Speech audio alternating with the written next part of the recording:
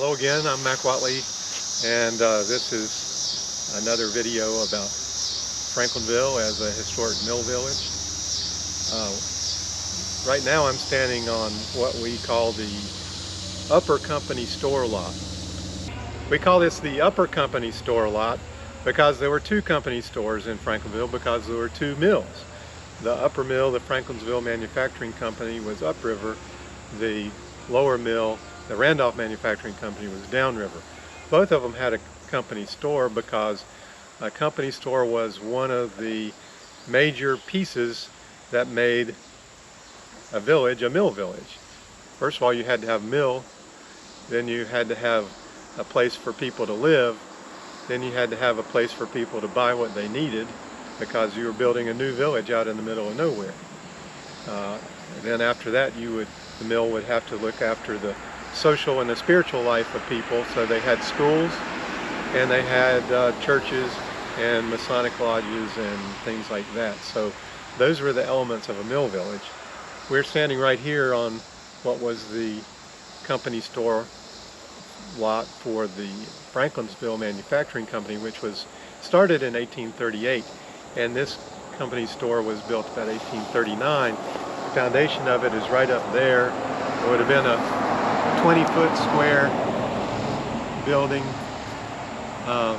at least one story, maybe 2 stories tall, which was right here in front of the mill, right between the mill itself, directly in front of me, the picker house right over there. So this was company store would have been there, and the community pump would have been here, and the houses would have been on the hill up there, the worker houses.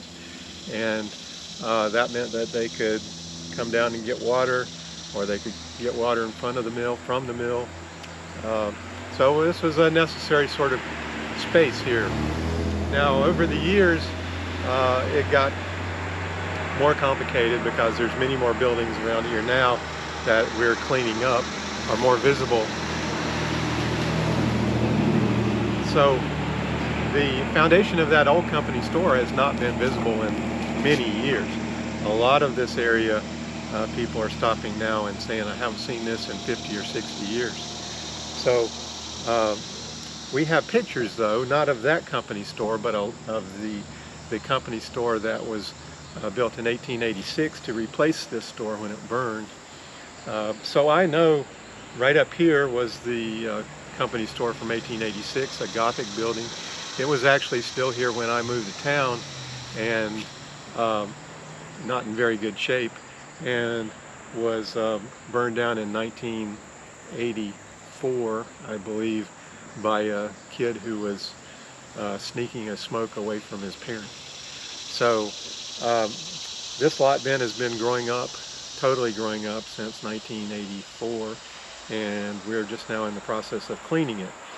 If you look at some of the old pictures I have, though, you can identify a lot of different things that were going on here on this lot.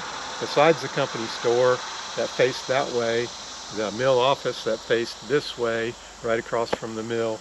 And this building was a drinking water well that was built in 1919.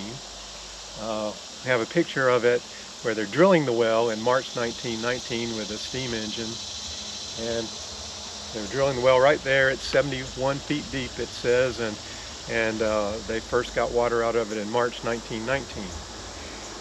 If you look at that historic picture, a little to the left of where they're working, you'll see right about in here was another pump, a wooden pump, the kind that you cranked with a crank. And that undoubtedly is the original well pump. They were drilling the new well not far from the old well. And you know, someday when we do some archaeology on this lot, hopefully we'll find that well, which would be right in here within 5 feet of me somewhere. And archaeologists are always really interested in wells because people tend to throw stuff down them or things fall down them. So there's always really interesting stuff in a well.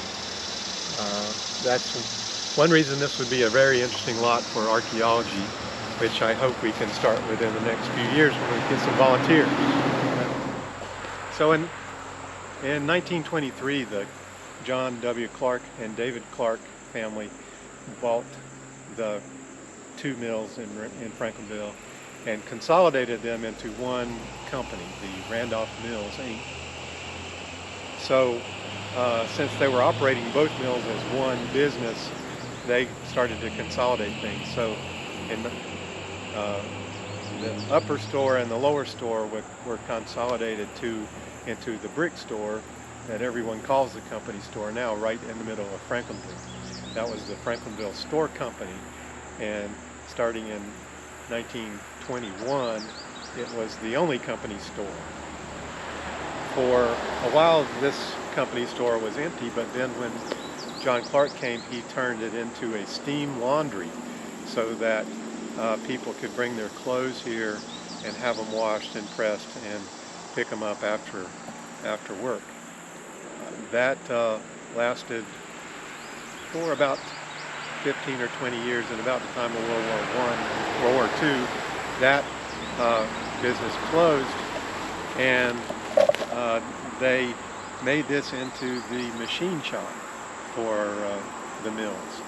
And that's why you have these big concrete foundations here, because that's where the drill press and the lathe were positioned in this building. The company store, of course, had a wooden floor, so they couldn't just put machine tools on the wooden floor. They had to have a steady concrete base that wouldn't move. So that's what these random pieces of concrete you see in here are all about. That's where a machine tool would have been on the floor.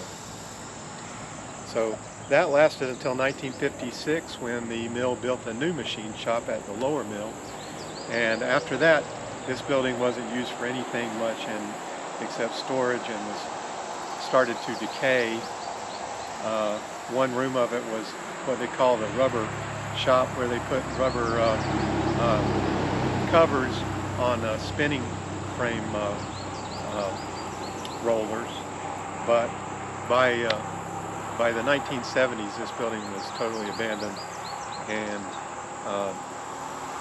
burned down, like I said, in 1983, 84.